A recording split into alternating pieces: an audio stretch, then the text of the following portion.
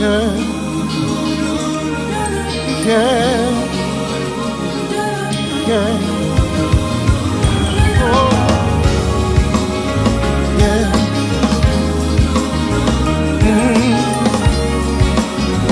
Yeah.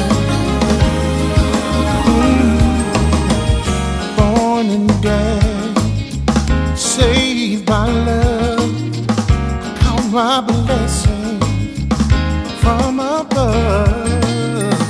Though in darkness, have no fear. Light will shine on those holding near. They know that sorrow they will pass. For I know in this life there will be something. But remember that love, yes it will. Love will reign. Yeah. Love will reign. Yeah. In my heart, I believe it. Love will reign. Oh, yeah. Yeah. Have a vision, it's clear and plain. People living life, smiling again. Oh, see the children, they know no pain. Far from pressure, stress and strain. Oh, sorrow, they will pass. For I know in this life there's gonna be some pain.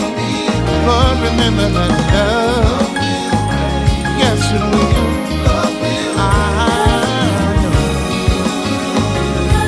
Yeah. Love will reign. Gotta believe it. In my heart, I truly believe. Sun will shine again, and love, I can hardly wait. We'll all be together. There'll be peace, peace, sweet peace, happiness and joy forever.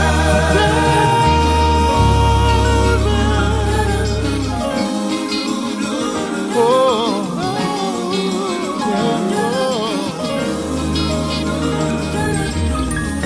One day, someday, hate will be over and love will reign.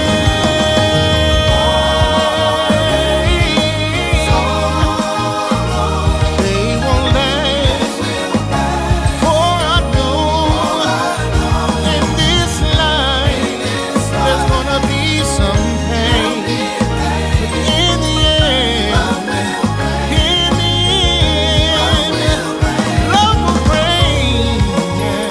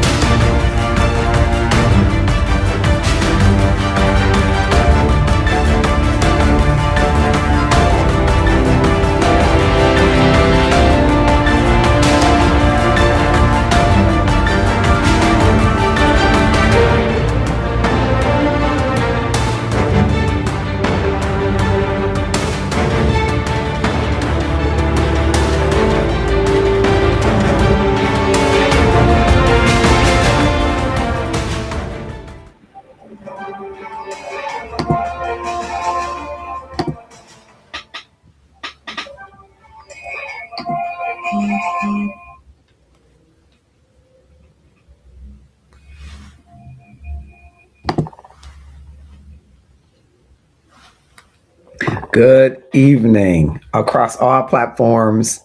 I'm so grateful that you can join us for this very special edition, of Love and Stuff for the Love of Justice. And we are awaiting some of our guests to join us. Yesterday, when the Barack Obama Presidential Center opened on Chicago's South Side, you didn't have to be there to be there. You scrolled, you streamed, you watched former First Lady Michelle Obama make former President Barack Obama cry right from your living room. You heard Stevie Wonder, John Legend, Bruce Springsteen, Jennifer Hudson live through your phone, your tablet, your laptop, desktop, or your device of choice. The news of that moment traveled faster than the breath of the people speaking it. So now I want you to hold that feeling. I want you to lock it in because I want to ask you to do something hard. I want you to transport yourself to a field in Galveston, Texas. It's June 19th, 1865. The Civil War has been over for 2 months. The Emancipation Proclamation was signed 2.5 years ago. 2.5 years now, and you don't know. Nobody told you. There is no phone, no text, no inbox, no Snapchat, no alert, no live stream. There is sun and a field and a man who calls himself your owner.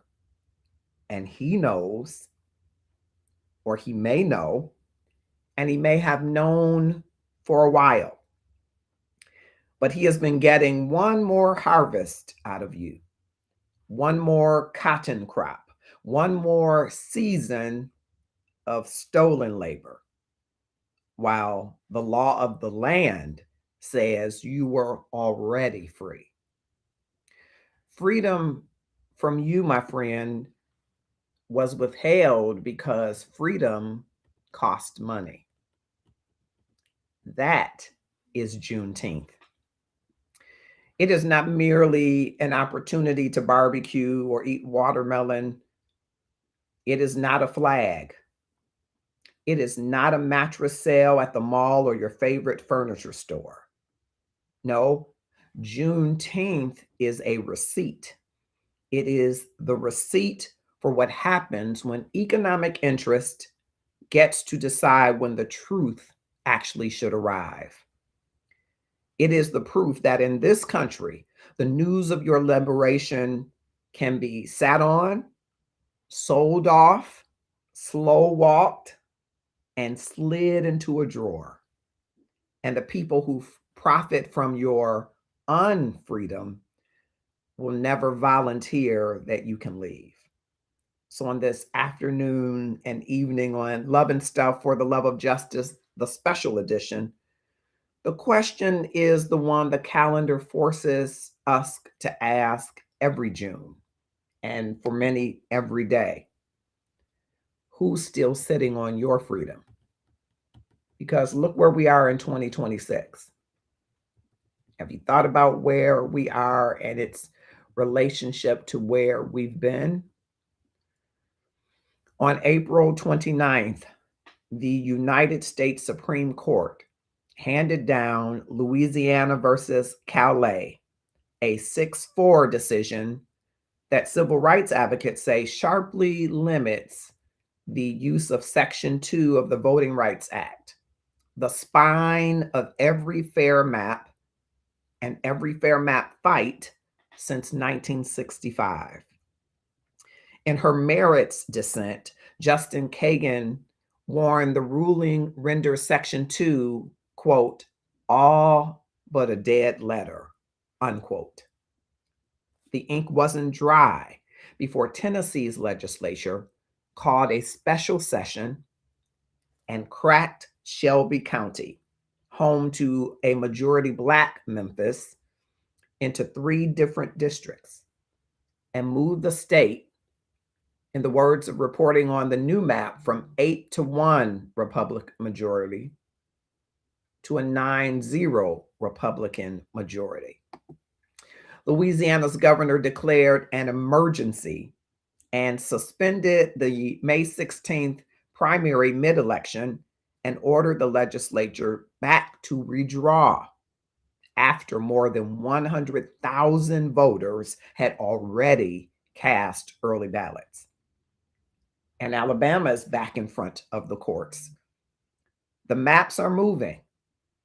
The maps are still moving.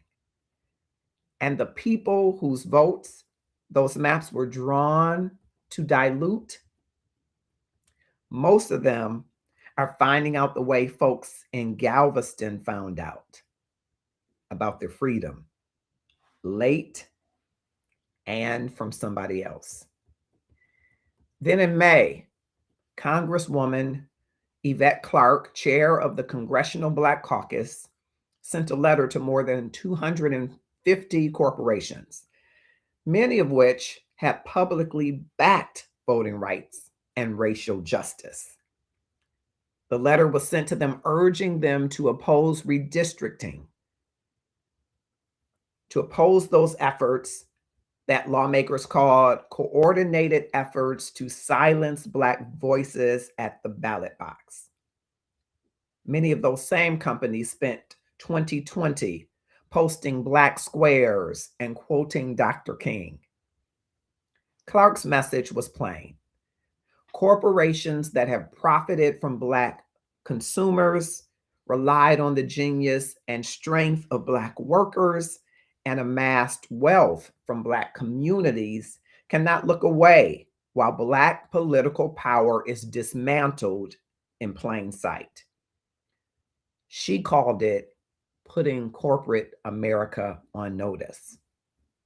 We call it the bill coming due. As we talk about Juneteenth, not as just a celebration of what was given, but as a warning about what was withheld, we're going to put the map of this country up on the wall, literally parts of it, and what civic responsibility looks like in a moment when the ballot is being quietly rezoned out from under us. Because the lesson of Galveston was never that freedom finally arrived.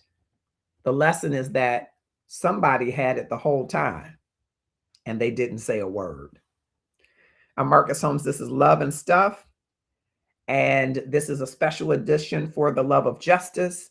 I would ask that if you are joining us like those on Facebook, Alberta Rayford, Reverend Alberta Rayford, Shell Rita Wilson, or if you're joining us on TikTok or any other place, that you will click share, tag 5 of your closest friends to join us, 5 of the more popular subscribers, connections, followers, or friends to join us in this conversation so that we can all consider why Juneteenth is a logical connection to political representation, how gerrymandering can weaken Black voter strength, why we are seeing real life examples in 2026 through Tennessee, Louisiana, and Alabama and others, how we might join in this discussion and fight with a Congressional Black Caucus who is asking corporations to stand up now more than ever, and what you and I as ordinary citizens, people every day, can practically do, churches, community leaders, and consumers. What can we do next?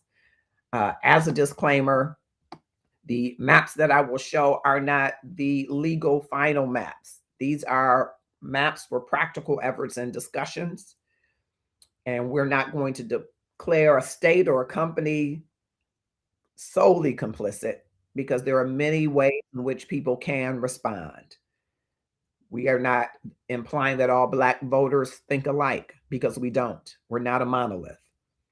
But we are espousing Black voting strength, Black political representation, and having the opportunity to have candidates of choice. And I believe that I've got a couple of my guests joining me, and I'm so excited to have them today. They are part of the Love and Stuff community. and part of a special, I call it task force, but I'm going to call it love force, for their love for people, the love for the work, the love for the journey. And they help to make Love and Stuff true to its original lore, if you will. Many years ago, you may remember one of our panelists has joined, but another of our panelists who is on the way, and I will get the chance to introduce him, is really one of the reasons we always come back to this home of For the Love of Justice. And I'll have to share that more. You got to keep watching to see that. So right now, I want to just bring in one of my favorites within the Love and Stuff community. He is a pastor in Oklahoma, but he's homegrown from the D. And in case you are watching somewhere you don't know what that means, you're guessing at what the D means. It's only one. It's Detroit. Sorry, Dallas. Sorry, Dubai. Sorry, Dublin. It's only one. And he is from there, and he is a prolific thinker. He is a man that leads with heart and thought. And if you've ever watched any of our Love in the Scriptures, he is the person that led that Love in the Scriptures effort. And we're going to put a shameless plug to call him back. But he is a historian, an educator, and I'm grateful to have Pastor Darren Williams here with me today. Thank you so much for being here today, Pastor Darren Williams. God bless you, visionary and brother Marcus Holmes. Thank you for having us. Glad to be here. Thanks for the invitation. I wouldn't want to do it without you. I absolutely love your heart and mind in our causes for our people. Amen. And I don't want Juneteenth to ever be lost on us as just another day that we get off from work. You know, where I work, we have this as called an excused time day. It's not quite even yet a holiday for us, but it's called an excused time day. But I don't want people to just see it as another day. That's right. I want them to use it, and I want us to challenge ourselves to use it for some greater good and cause, because we're a communal people and we should be for the community. So having said that, I gave my opening about, I don't know if you heard any of it about Juneteenth. And I see us in 2026 in the same kind of place where people are sitting on our freedom. Now, if my dad, Herbert Holmes, were alive, bless his memory, he would probably say they're pissing on our freedom. I know that's a strong word, but tell me your sentiments about Juneteenth and anything from a historical context, since you are such a historian and history buff, anything that we should know about Juneteenth as we're in the midst of this holiday weekend.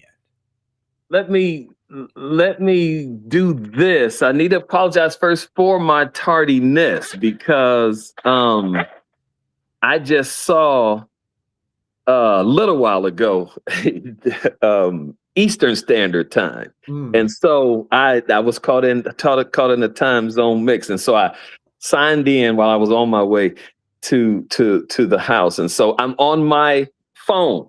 I hope this is going to be okay with you if I do this. It looks fine, and you look young. So I'm going to talk to you after the show what you're doing to look younger. You're reversing the time. Thank the Lord for young and younger. Amen. Yes. Very, very critically. The reason we have what we have in April 29th, with what happened with legislatures and April 29th and following, with legislatures across the nation doing an evil job of redrawing, redistricting, and gerrymandering, is because of what we don't understand about Juneteenth. We do naturally understand Juneteenth as the announcement being made by General Gordon Granger entering into Galveston with his 2,000 troops to enforce what had been passed 2 years ago, or at least what had been issued. That's the first thing to understand. Emancipation Proclamation, it wasn't a law at all. It was a proclamation issued by the president into the southern states. What is the problem? And it's latent. This is multi-layered and it's latent. Mm-hmm. The first thing is that Lincoln sends a letter to his best friend just prior to the issuance of the proclamation, asking, what can I do to keep this union together without having to free the enslaved people? That's his mindset. So understand that. So when the proclamation is issued, it's issued to the Southern states, which had already seceded and had a president already, Jefferson Davis. Here's the problem, Brother Marcus. It did not address at all what are called the border states. This would be Kentucky, Missouri, Delaware, Rhode Island. It did not include them at all. Neither did it include the region of the country which had the absolute largest plantation in the nation, which is New York City. None of the North, which had slaves as well. None of it was included in the proclamation. How in the world could that relate to the kind of tricks that legislatures, that politicians are playing today? Because the Emancipation Proclamation, for all intents and purposes, did not deliver a total freedom to African American people. It held pockets, it held places where the government could do other things than to give emancipation, to give freedom to African American people. How does that relate? So on some stages, then our legislature, we will elect African Americans in certain places. It happens immediately in the Reconstruction area. African Americans get elected to offices that haven't been held before in certain states in the United States. In succeeding decades, African Americans are elected. And it seems that the power is going to change, that there's going to be a difference. But we see then that somehow there is a way that the government finds to keep power still from groups of African American people while it seems that there is an advancement. And I'm going to stop right there for now. I really didn't want you to stop. I was intrigued. I'm just trying to catch others who are having technical difficulties. But I want to ask then, because in my mind that unlocks something in conversations that I have with allied people. Here we are in 2026. If that was never the intention, it was really just politics. And it was never really the intention, but pockets of people to be pacified for quasi-protection or quasi-representation. Why don't our allies see that in 2026, how inflamed the situation is and how it seems to be similar to that time of Civil War? How come our allies don't see that as clearly to say, well, it's gotten better, but doesn't it seem like a warmed version of the same soup then with a little bit of salt to preserve it? It seems like the same thing. Yeah. I should have kept talking for you not to ask that question and me have to respond to it. When it comes to allyship, I like what Kabe Kamene says when it comes to allyship. And the late Dr. John Henry Clark is the first to talk about this. Kabe Kamene echoes his sentiment. Who is our friend? Who is really our ally? And then the question, what does it mean to be an ally? Historically, if you look at allyship on the world stage, when it came to World War II, the nations that were allied together were a whole different set of nations when it was World War I. In fact, some who fought against the fascism and the Holocaust of the Jewish people in World War II, they were the ones in World War I, they were the world problem. What does that mean? Allyship changes. Mm-hmm. Who you are Mhm. allied to has to do with whatever kind of goal that you have set and are trying to reach together. I want to say this, and Brother Marcus, I've got to be as honest as I can, because that's what I try to be. I try not to lie no more, Brother Marcus. I try to be honest. Mm-hmm. What history has proven for African American people is that we're all we got. Mm-hmm. We really don't have allies. Now, there are people who are sympathetic to our call. Mm-hmm. That's definitely true. There are people who have a sense of justice. They call it social justice. Mm-hmm. And so when it comes to seeing certain key and operative phrase, certain injustices occur with African American people, then they will stand, they will speak, they will protest. But when it comes to some things, and then I have to go back, because this idea of social justice, what in the world is that? What is that? What is that? The scriptures don't know a concept of social justice. The scriptures only knows justice. And from the biblical perspective, justice can't be segmented and separated and dissected.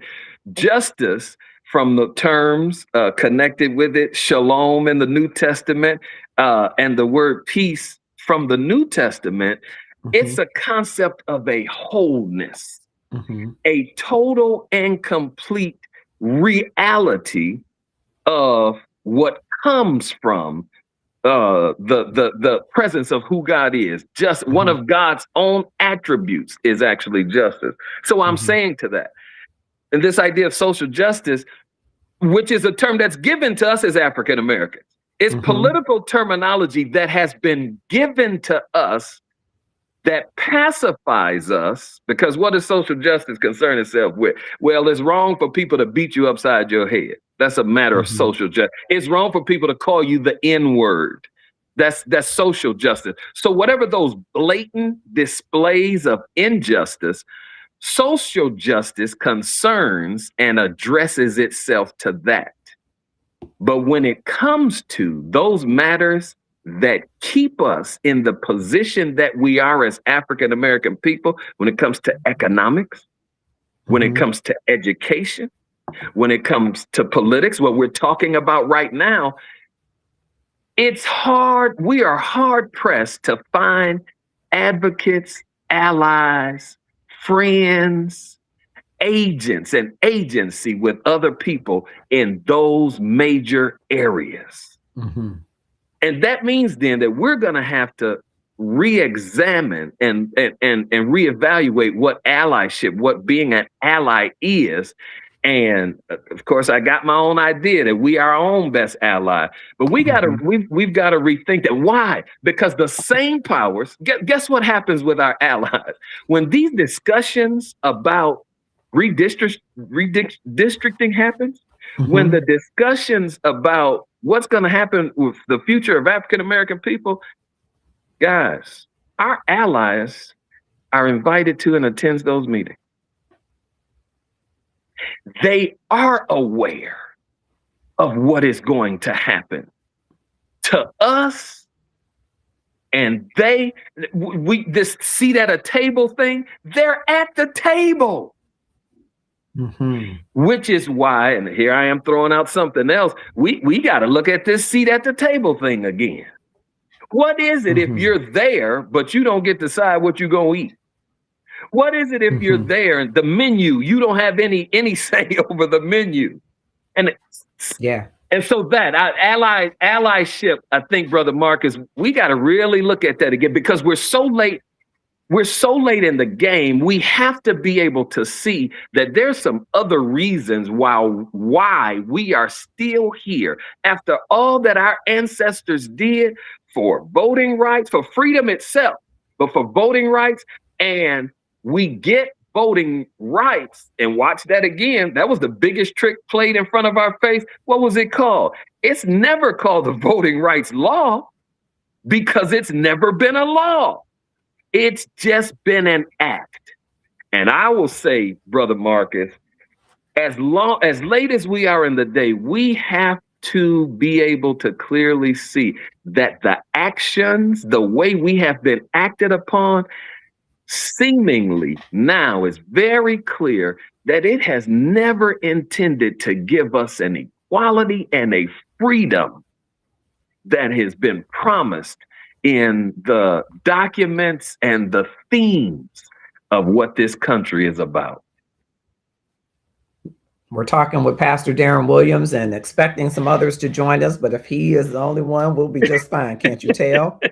But this is one of the reasons that the Love and Stuff community so adores what he brings to our community, is telling us like it is. And I appreciate that. It makes me, though, then ask you, and I'm going to double back to I want you to think on this. Then if we're 13% of the population, and it seems that our Hispanic brothers and sisters are growing far faster than we are, and we're still a minority, then what do we do, is what my dad would say. I want you to think on that. I wanted to harken back to something you said about the table, being in human resources for almost 3 decades, and always being this champion of DEI, which is now a bad word. I've always said DEAI. The A is access, because you can get somebody to the table. If they don't have access to the resources and the leadership and the determination to what's on the table and how it gets there, just having them in the room is not enough. It is another trick. To have a face in the room is not enough if they can't have the same access to that CEO, the same access to those resources, the same access to what gets defined, measured, rewarded, and recognized on the table. So I stand in solidarity with you there, and hope that those that are on LinkedIn and are committed to that DEI work, that you understand how important that access is, even though we're in a time where this leader of the free world is acting like he doesn't understand the importance of including everybody. Now, it might not be his main importance, but you find that if you have a table that you don't include everybody, the legs start to wobble. And that's what I think is happening in our world today. I want to harken back to the question that I'm asking you, though. So then, if we're a minority and we understand that there are sympathizers, some of which will sit in the room and not act, right? Or some who may get in the room and not know how to act on our behalf or in our best interest, what do we do? Very salient, very imperative, very, very good question. But I can't let the part about DEI go without commenting, if I may. Sure. One of the things that's happened in the allyship of the last 60 years, I'm not that old yet. I'm close. I'll be 58 next month. I'm close. I'm not there yet. But what has happened basically during the course of the height of the civil rights movement, which so very interestingly, Brother Marcus, the height of the civil rights movement was the exact point where its decline began also. Okay. Dr. King comes into Montgomery and is tapped for the Montgomery Bus Improvement Association. And he administrates the single most powerful protest movement in the world. Montgomery Bus Boycott Movement was the most successful protest movement that we've ever seen, arguably so. Some will say something different, but he comes and he does that. That's 1955, right? And this is his introduction to the world. We get to the March on Washington and those acts, Voting Rights Acts, all of that stuff that gets passed right then, the height of the movement. And what happens to the leader of the movement? He's assassinated. Essentially, the movement dies. I don't know where that came from. That came to my mind. But from that point, because that's when this allyship with him were Jewish leaders, Catholic leaders, all kind of white, for labor leaders, and all kind of different organizations represented by white people who joined the cause. Here's the thing. So with allyship, Abraham Herschel, Jewish rabbi, even says to the nation, watch this man, because so goes Martin Luther King, so goes the nation. Whatever way he goes is the way the nation's going. All of this big allyship that happens then. And when he's assassinated, it all falls away. The movement dies. But that's where we see this different kind of thing of allyship comes into place, where in Dr. King's time, they were called moderates. They're liberal progressives today. They were moderates politically in his day. That's when they built campaigns and organizations to foster civil rights. Okay, that's where this allyship begins. And Brother Marcus, the morphing and the whatever you'll call it, that becomes in the 1990s and 2000s is where the language of DEI is born. Okay, it's out of those circles that the language of social justice is born. And all of these, they're political terms. What are political terms used for? Two basic ideas that political terms are used for. They are used for provocation, to provoke. This is in the negative sense, but political. And we see our current administration use a lot of political language to provoke. Okay. The other way political language is used is to pacify. Okay. Social justice is a political language used as pacifying terms, and so is DEI, diversity, equity, and inclusion. All right. And this ain't no reflection on nobody else. This is me. This is my opinion. Okay. This is my understanding. Why is that? Why, sir? Why? Because our difference is the most obvious thing that exists. And so difference is not a point to highlight. What is the issue that should be fought for?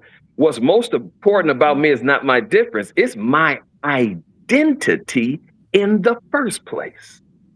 It's my identity, not diversity.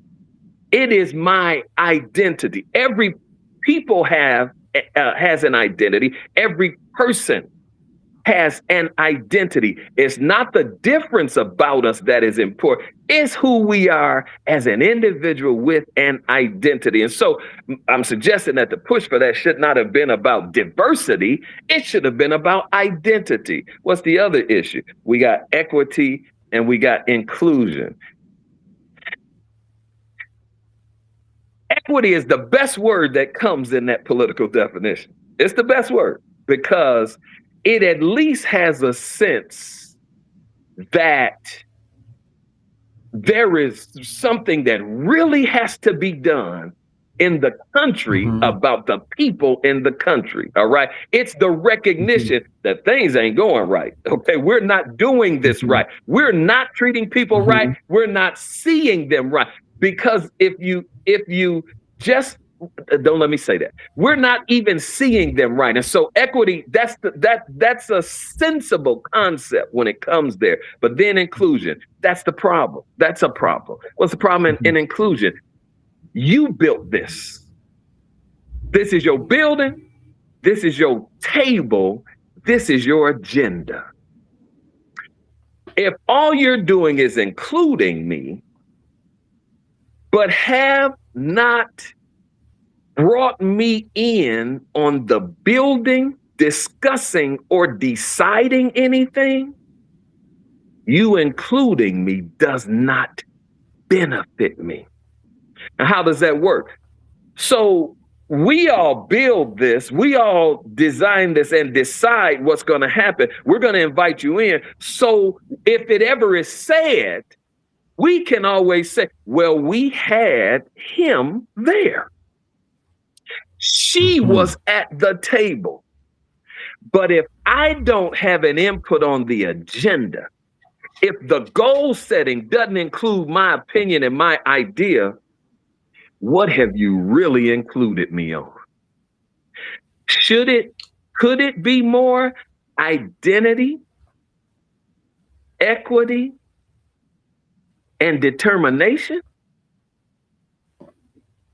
More than just to have me there. Okay, that's that. I took a long time with that. Let me respond to I do want to double back to it. It is thought provoking. I think in that equity is probably the most aspirational part of that I don't think there was ever really an intention to be. But I had to go back and add that. I think differently about inclusion and diversity, but I certainly recognize that thought. But equity is the most aspirational one that I don't know that anyone was ever willing to be. But it makes me harken back to one more thing before, if you can remember your point. I'm trying to remember mine, because you said something that I have not heard said maybe the way that you said it. You said that the Montgomery bus boycott was the most successful protest. So I'm wondering, should we study it and replicate it? Absolutely. And should Juneteenth be a way that we go about studying it and replicating it, even if it were an annual cycle, even if it was something we say, where have we been most successful? We might not have to reinvent the wheel. We might have newer wheels in modern time. But we have to, I think, identify leadership, because we had Dr. Martin Luther King. No, we won't ever have another, but we do need succession in this struggle, right? And then do we need to replicate where we've been successful? 1,000,000%. Yes, sir. Yes, sir. I'm saluting you on that. Because, so most successful in what sense? What the civil rights movement did, what we know so very little about, they never just put out a call to action, a call to mobilization, and went out there and did anything. It was a movement that was characterized by organizing. And so what happens in any campaign that they did, they would decide which thing, because there were multiple prongs of issues that were going on, but they decided which thing we need to focus on first, because you got to build a track record in order to gain success, and then a mindset with the people that we can win. They set the terms of which one of the issues that were going to be faced and focused. When they did that, they developed an agenda. Usually for them, it was 10 points. Out of this that we're doing, we want to achieve these 10 things. Then they went into a period of training those who were going to be the protesters and be involved in the actual activism. All right. They taught them when you go in there and do this, this is what they're going to say to you. This is what they're going to do to you. This is how you respond to that. And they went through that training over and over and over again until the people had it, just like practice does for anybody else, like training does for anybody else. When you have been exposed to and subjected to the training, your response becomes a second nature. So when it came to that movement, Brother Marcus, everything that they had on the agenda to achieve in Montgomery for 381 days while they protested. Dr. King talked about it in his last speech. He said, it's the most amazing thing I've ever seen in my life. For 381 days, we did not ride the bus, and it almost broke Montgomery to the point that they gave them everything they asked for. Long response to a short answer to your question, yes, it must needs be studied because we're doing all these other protests. What is it? It's the Asian community now. Watch how aimless, how spurless this is. Okay, we're boycotting Asians. Is that Laotians? Is that Vietnamese? Is that Chinese? Is that Japanese? Is it Koreans, North or South? Which Asians is it that this is about? And what I'm saying to what you're saying is the civil rights movement with a protest would specifically identify the goal, the target, and the outcome of that protest. And so I just want to piggyback on that one quick thing because it landed on me away because Alabama right now is in the courts. Isn't it interesting that Montgomery, Alabama, right? Alabama's in the courts and the folks in Alabama aren't replicating what happened in Alabama. And it's needed today. And not only in Alabama for all of our cousins and friends and brothers and sisters that live there, but in Louisiana or Louisiana, depending on where you're from, and in other states, Tennessee and places as well. Let's think about what worked for us, what was successful. If it's a 10-point plan, if it's one priority, if it is, we're going to quarantine off the businesses that support these people in legislature that are Alabama folks, whatever it is, isn't it interesting that you could, the same place where the news, just like the folks in Galveston, okay, we're going to hold that news from them. The news is right there. And I'm wondering, Habari Ghani, do you hear the news? What's the news? Come on, Kiswahili. Yes, sir. And what you're saying, without intending to say it, is that the keys and the ability for us to really succeed as African Americans, we have a history, we have a track record, we have a playbook that can actually lead us to that success. Because guess what happened with the LGBTQ movement? Guess what happened with the NRA movement that has gotten them from fringe movements in the society to the center and the fore of society? They went to the civil rights playbook and studied it for its success and used it as its model and its plan to make their movement successful. And there is written evidence of the LGBTQ community. A book published in 1992, I believe is the year, called After the Ball, BALL, After the Ball, where the writers in this book systematically discuss the steps in order to take the LGBTQ agenda to the center of American discourse and discussion. After the Ball is the name of the book.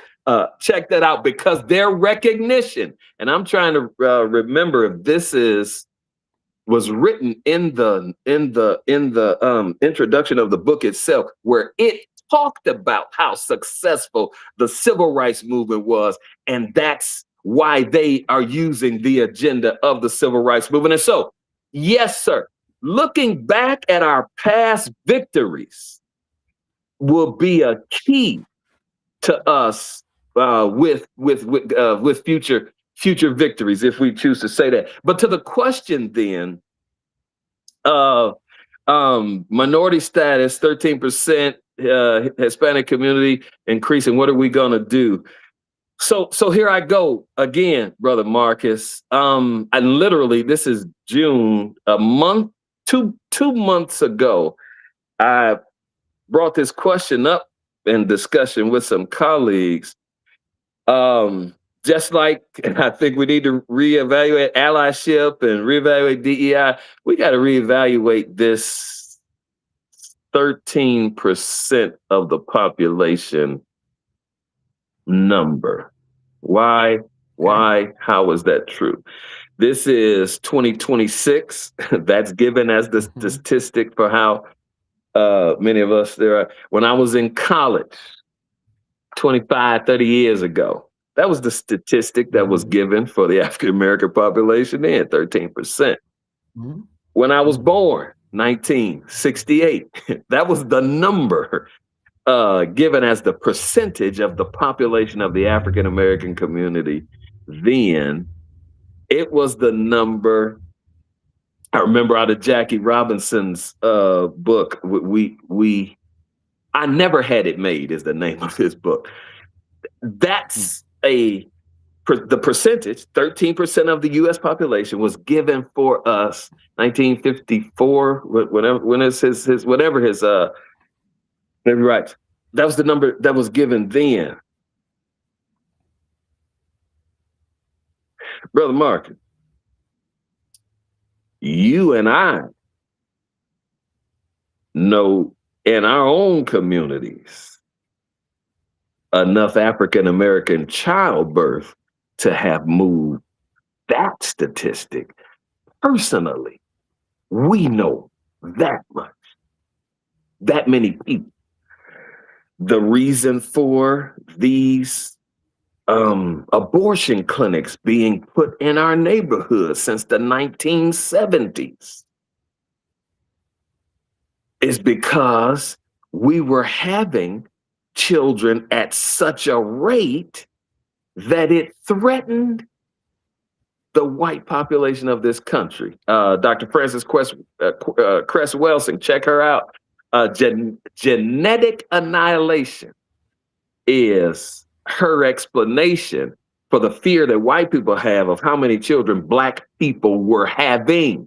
My problem with the 13% being the same percentage that is given for what we are in this company is that there is no way possible that we can still have the same amount of people in this country from 100 years ago.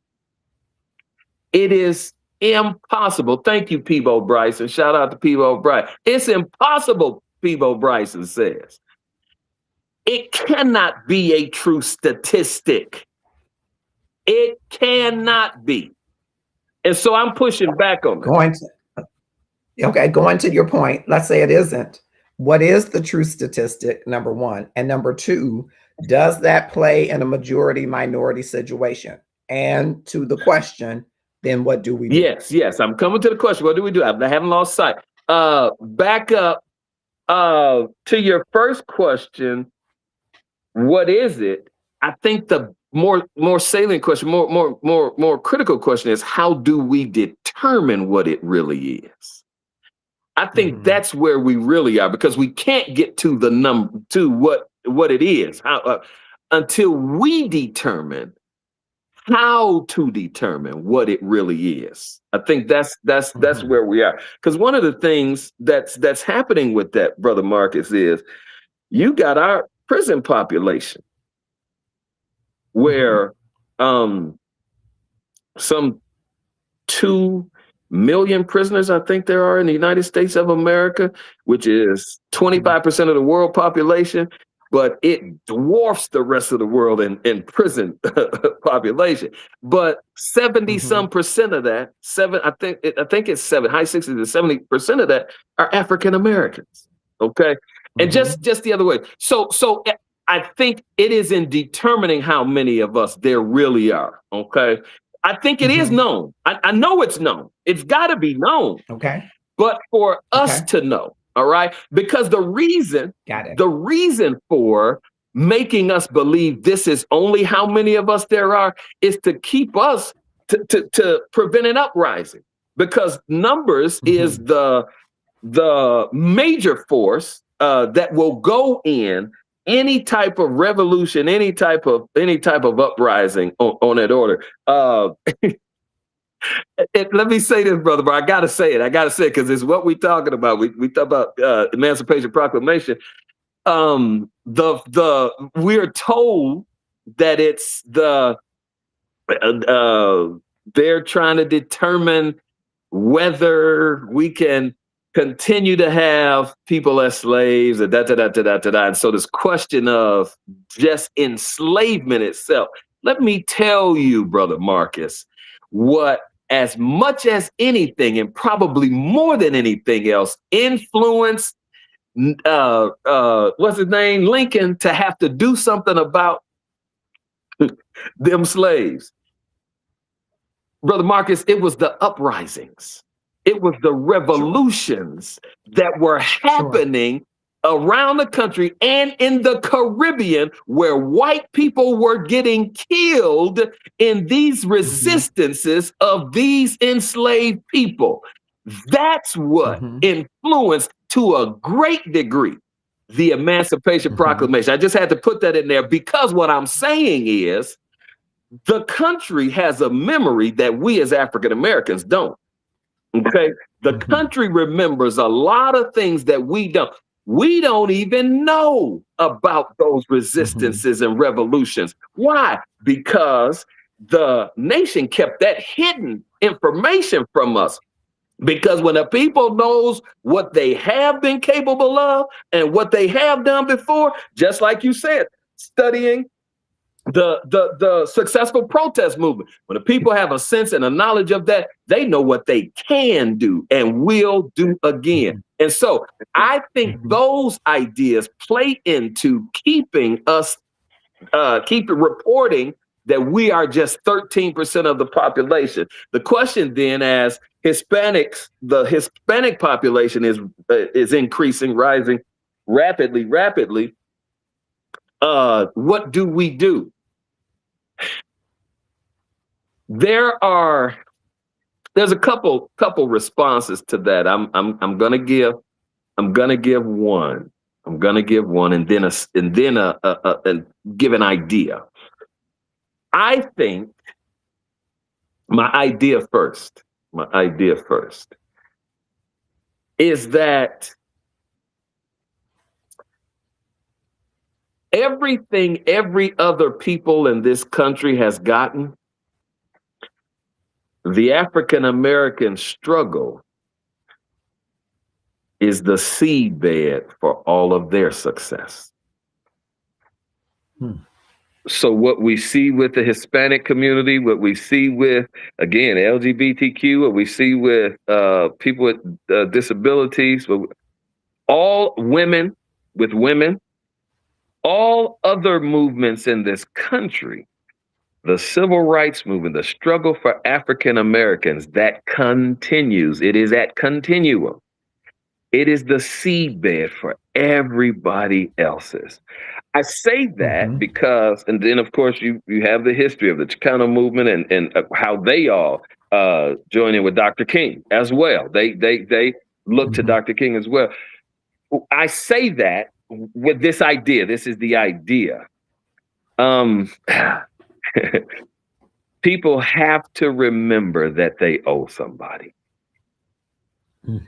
And I say that directly to the Latino, Hispanic, brown community in America. People have to remember.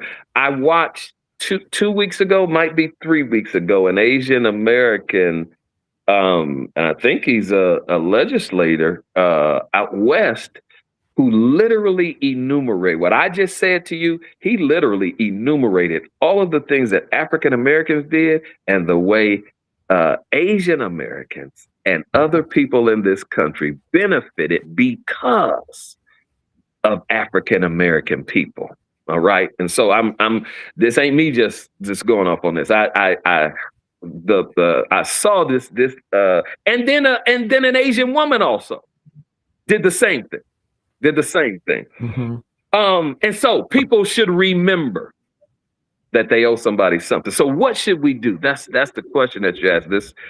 let me try to very succinctly respond to that. I think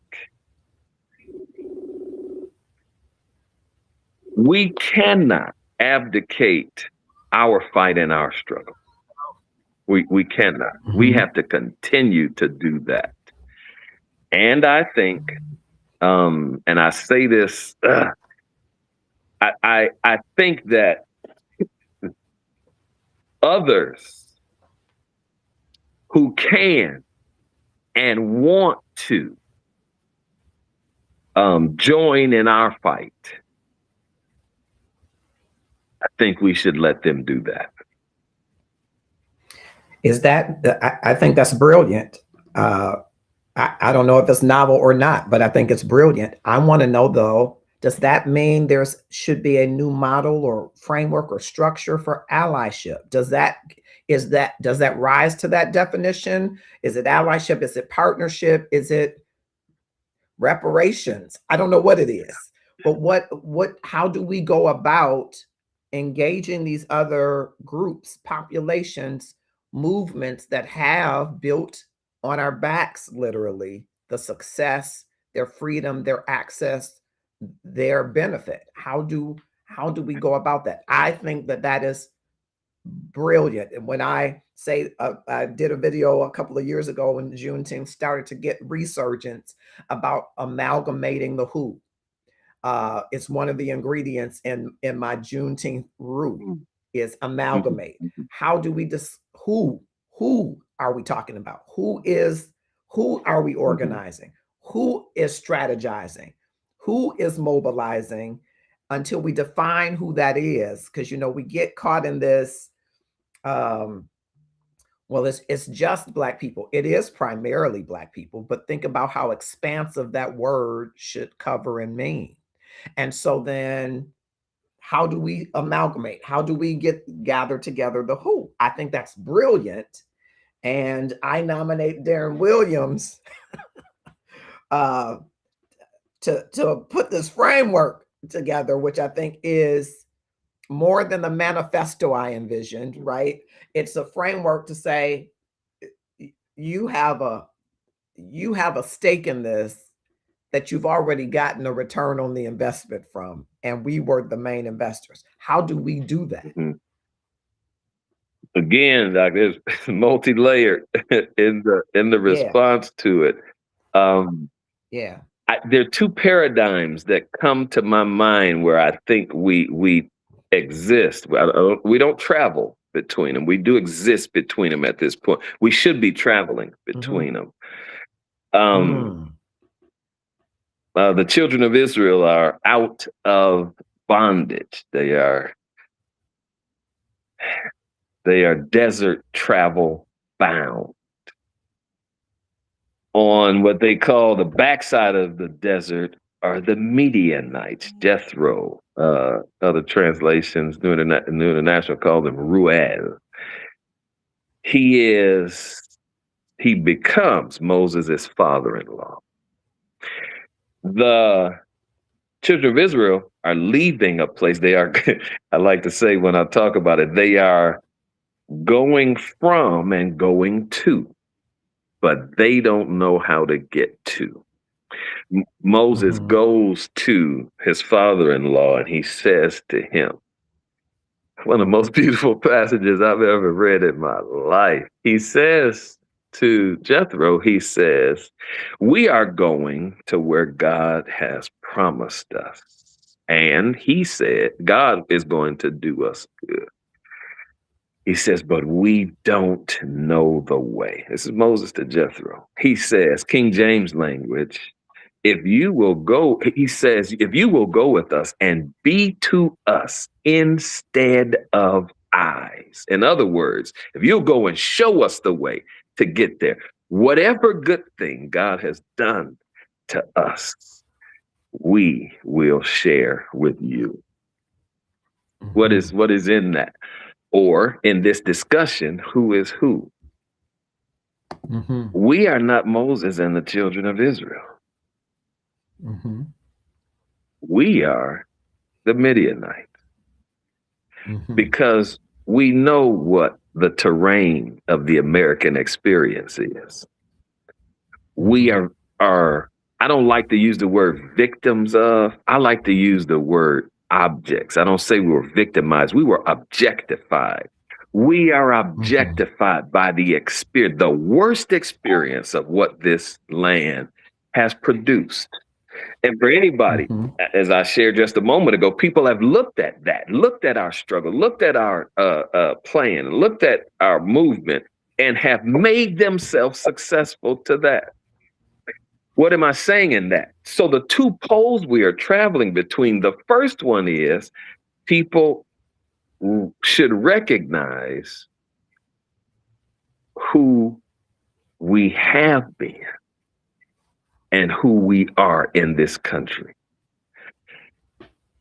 The other pole is this. It's a New Testament story. It just happens to be New Testament. The other one happens to be Old Testament. As Jesus begins his ministry, his initiating event is he walks along the seashore. He walks through the community. He walks here and there, and he identifies individuals and he says, "Come follow me." That's the other pole that we are on. And in that regard, that's both of those become issues of allies. Okay. There are some allies who will come and recognize that they need what we have. They need our help. There are some condition and recognition of allies that we need to help that one. Let me bring this one. You come on. You come on. And I'm saying we exist between the two poles. We're not traveling between any, because in 2026, we haven't figured out two things. Neither who we are as a people right now. The civil rights leaders, they knew who they were. Okay. Second thing, we haven't figured out where we need to be going. They knew where they wanted to go. When we discover and determine those things, when we figure those things out, can't nobody hold us down, Brother Marcus. And everybody will want to be our friend when we get into that space, when we come into that identity. They will want to be our friend and join with us. Wonderful. We're talking to Pastor Darren Williams. And if you're missing this, I hope in the rewatch you will share and keep the conversation going. But if you're watching now on TikTok, Instagram, Facebook, Twitch, or YouTube events, and we have Stefano Baptista commenting there. We see your comments. Thank you so much. Rashida T. Marie, we see you. Thank you so much. You should click share and tag someone to join. I'm going to pivot just a little bit and share just a couple of the graphics around redistricting, just to share with you the Tennessee and Memphis before and after, for those of you that are in those states or have families in those states, to see what is meant by the packing and cracking, how moving people into one district or breaking up districts where there has traditionally been Black representation does matter. And it is an attempt to dilute the vote, no different than before and what we've heard from Darren's historical information. Thank you so much. Giving you a little bit of look on the Louisiana map as well, before the decision, the Calais decision, and after, so that you get a sense of what the packing and cracking that can happen. And Alabama. And again, you heard very, I think emphatically, you heard from Pastor Darren that the Montgomery, Alabama boycott was the most successful protest. Okay. I think Montgomery is still in Alabama. And as you're in court in these cracking and packing risk, maybe you should take a note from all of the other movements that have taken from our genius and expertise and replicated for their movement what we did in ours. Maybe you should be doing that in your state as This is still moving through courts, and the maps are still moving. The maps are moving and the people aren't. And maybe the people have to get moving. I don't mean your physical house, but maybe you need to get moving into protest, moving into actions, moving into defining the who. What does this framework of allyship look like? And who else stands to gain and benefit from the advancement of our causes? Maybe we have to define who we are or adopt what our ancestors and forefathers knew who they were and use it as our identity definition to build the framework for our own real freedom. That choice is yours. I just wanted to give you a chance to see the map. I'm gonna pivot again because we're moving to time. And I mentioned in the opening about this letter from the Congressional Black Caucus. And I wanna ask Pastor Darren a little bit about that. That was written just last month, May 26th, to the leaders of corporate America. I'm just gonna read a few segments of it that I want, and I wanna certainly will share this on the Love and Stuff page and anywhere else that you want it. Drop a link, drop something in the comments, and we'll make sure that you have an opportunity, or we'll drop the link there. That's better, so that you can get it. To the leaders of corporate America, the constitutional rights of Black Americans are under direct assault. Across the South, Black political representation is being targeted through aggressive redistricting efforts designed to dilute Black voting strength, silence Black communities, and reverse decades of hard-fought progress secured through the Voting Rights Act of 1965. 5 years ago, more than 150 companies publicly declared that democracy and equal access to the ballot were fundamental American values.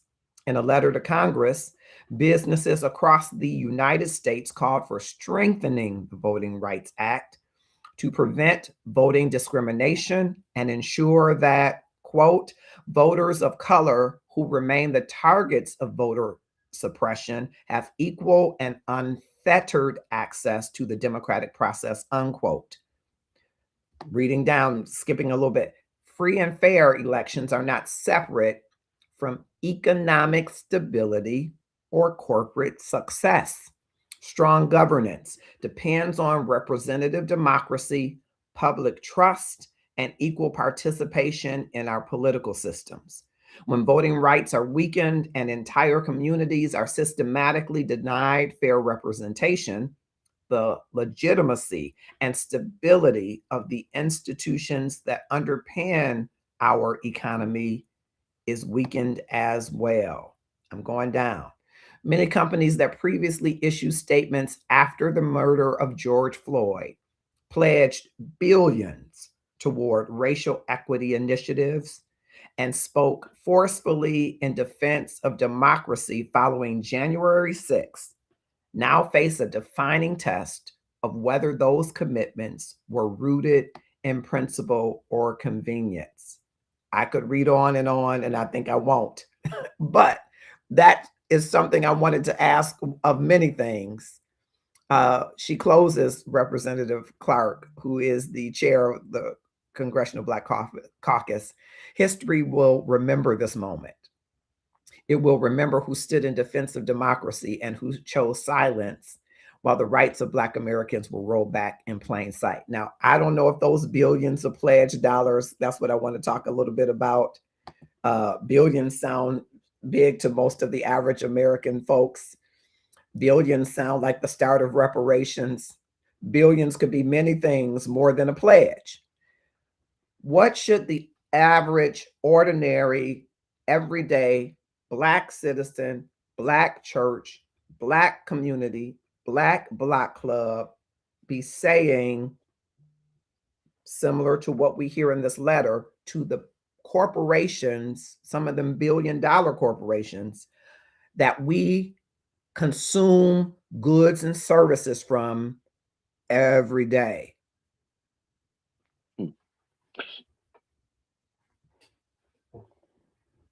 Let me put two terms out here in this response. First, the first term is corporatocracy. Mm-hmm. The second term is oligarchy. Mm-hmm. Not to be pedantic or pedestrian, corporatocracy is the concept of government rule or control by corporations. Corporatocracy. Mm-hmm. Oligarchy is a concept of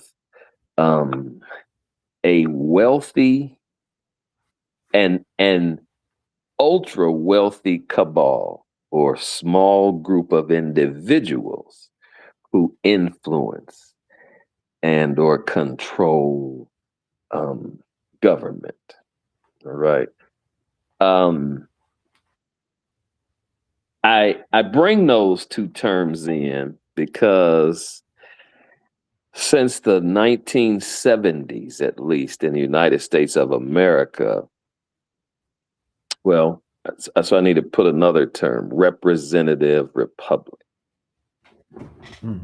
Prior to the 1970s, the United States is largely a representative republic. And I know how ignorant, how out of touch, and how asinine I'm going to sound when I make this statement. I accept it all.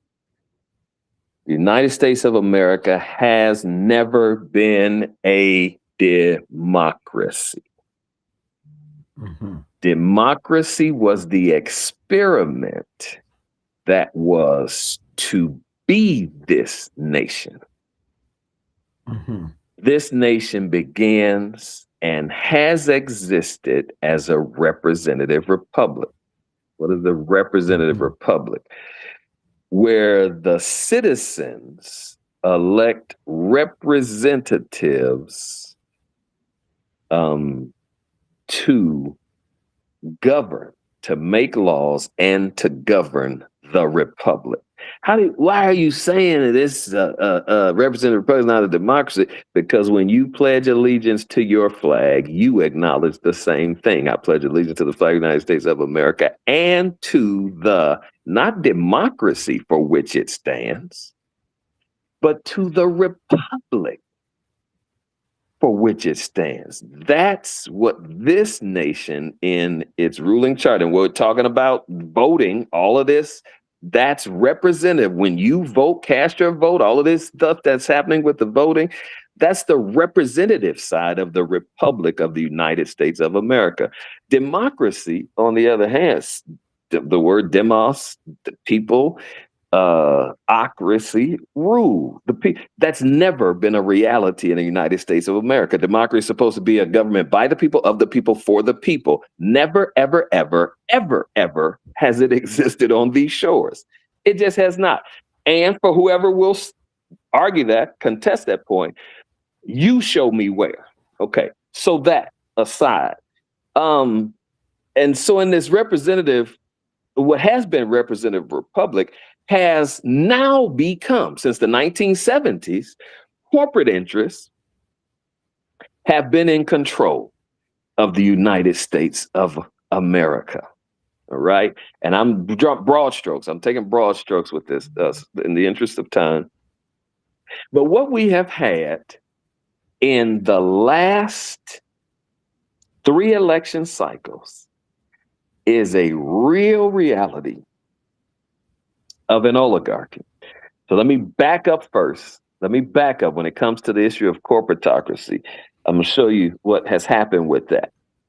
And you deal with the smaller issues on your own. I'm talking I'm saying to the audience, the same powers that made Donald Trump president this last election are the same powers that made Joe Biden president prior to that, which are the same powers that made Trump president again, Obama president before that, and George W. Bush president before that. It was the corporate powers of the United States of America that influenced. And if you listen to the terminology, I said made president.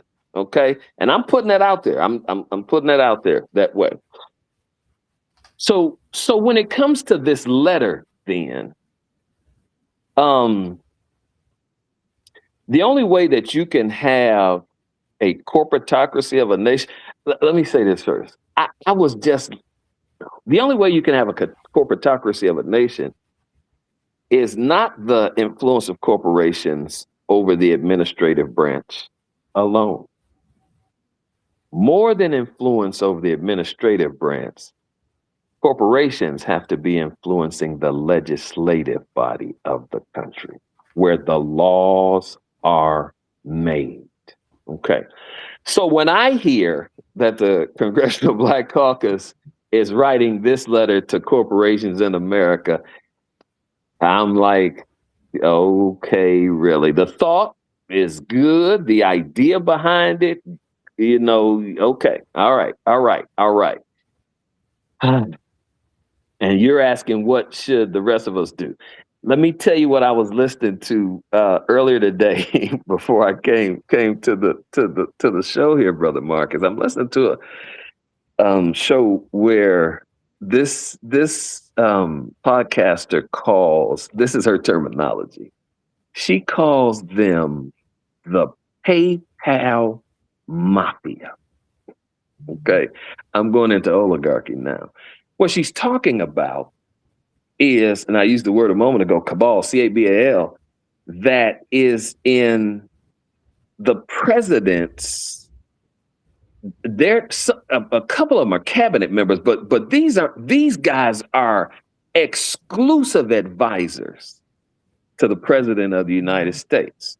I call the names, nobody would know them, but she calls them PayPal Mafia because these guys are the original creators of PayPal, and all of them have either been employees of, or they have a connection to PayPal, and they have been the ones who have been able to financially move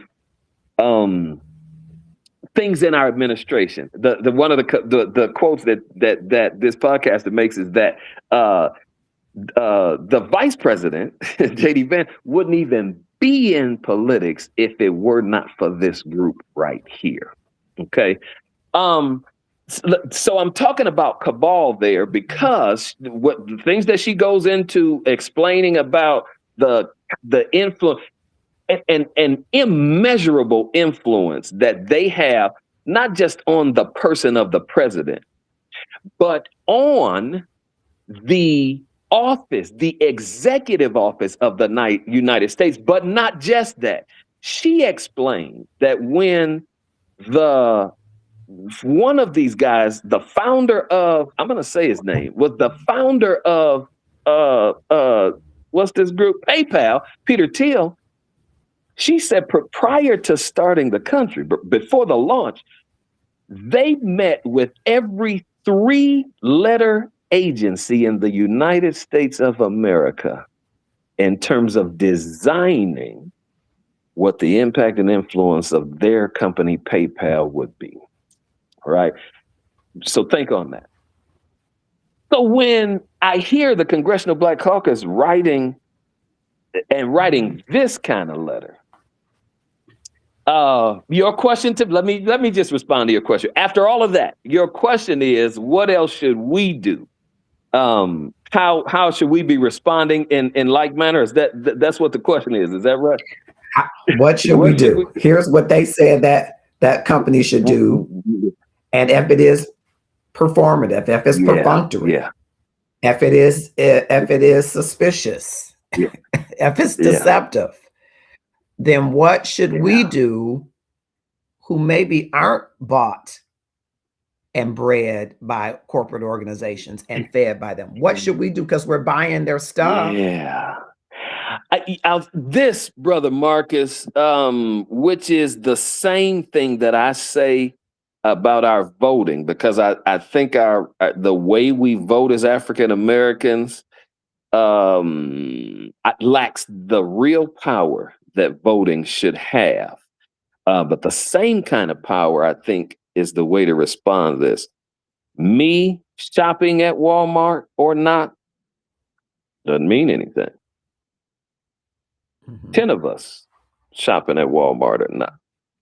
Doesn't mean anything. What we know is true. Two things move corporations. Money, yes, and numbers. And those two things together speak louder than any letter, speak louder than any at the table activity, speaks louder than any other kind of thing that we can do. If there's a way, Congressional Black Caucus sends a letter. That's what, 35? How many of them are there? However many that is. If 50,000 of us also sent letters, what would that look like? If it comes to because this isn't really asking for anything. There's no agenda in what they asked for. They just sent remember these. Remember these poor old black folks over here. Remember there are people in the country. It's not even asking for anything. And what I'm saying is, if you want to move a corporation, if you want to influence them, if you want them to see you, hear you, then you got to move in numbers. It's got to have something with money involved, and you've got to have an agenda. And it's the same way with our politics, Brother Marcus. We've never gotten anything that we want as a country, as a people, out of a politician, okay?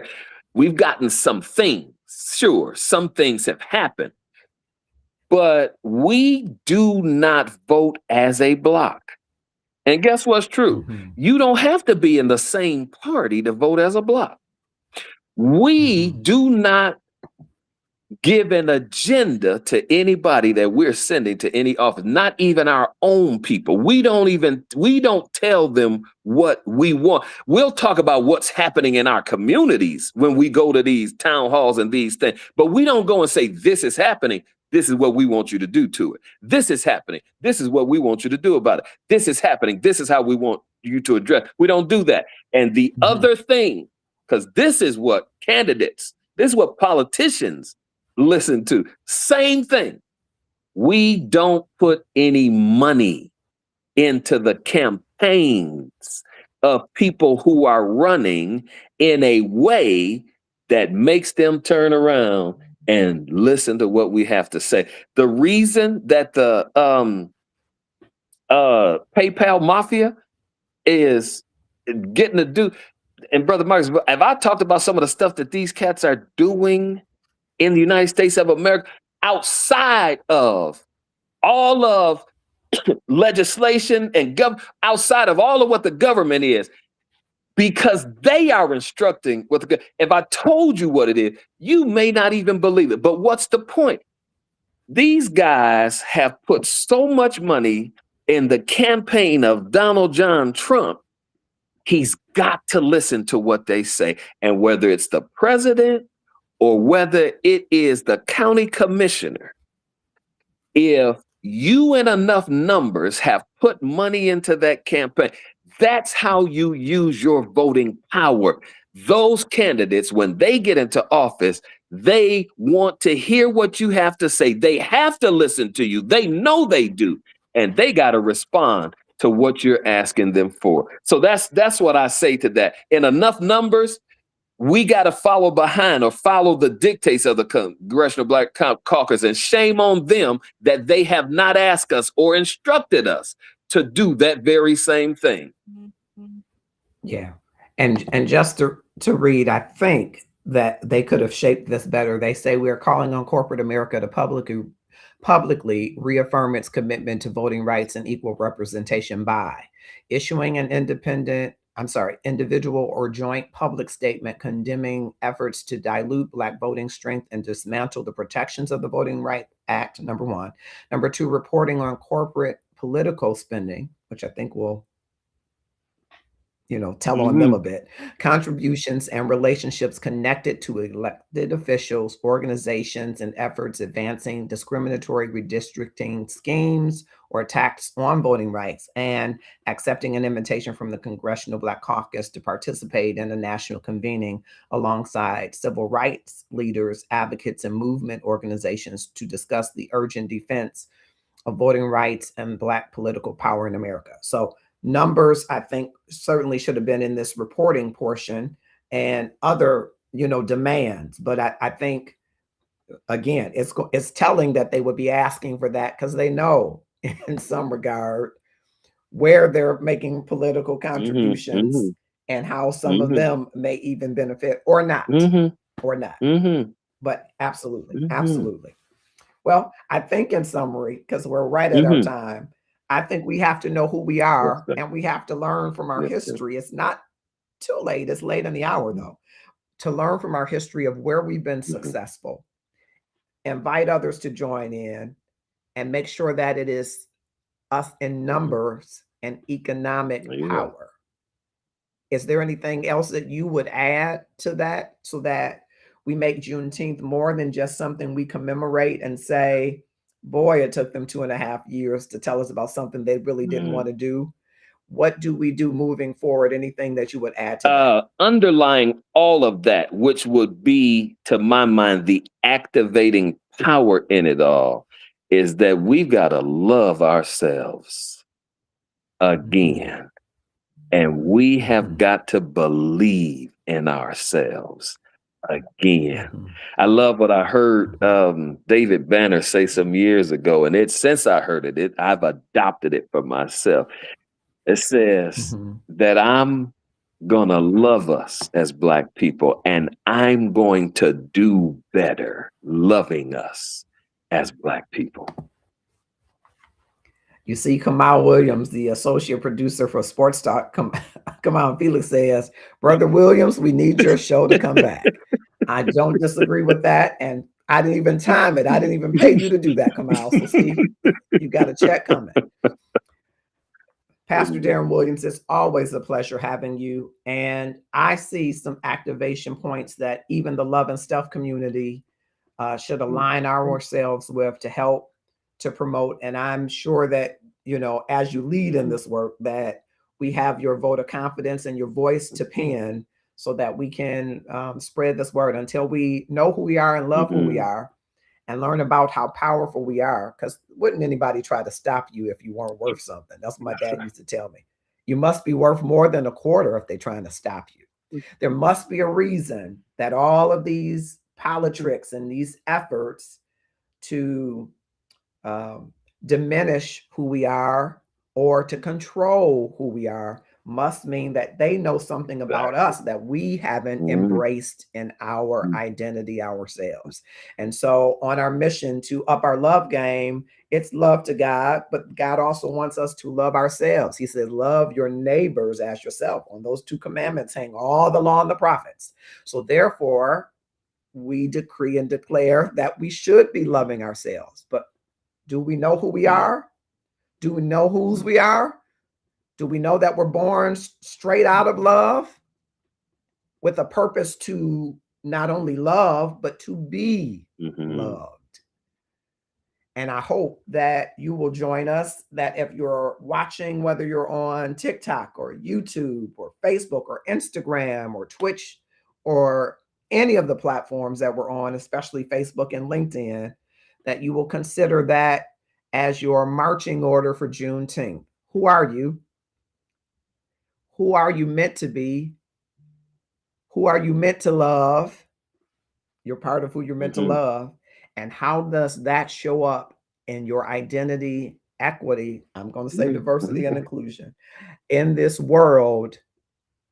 How are you to show up? Is that freedom? Will you truly be free if you understand what you're called to do and who you're called to be?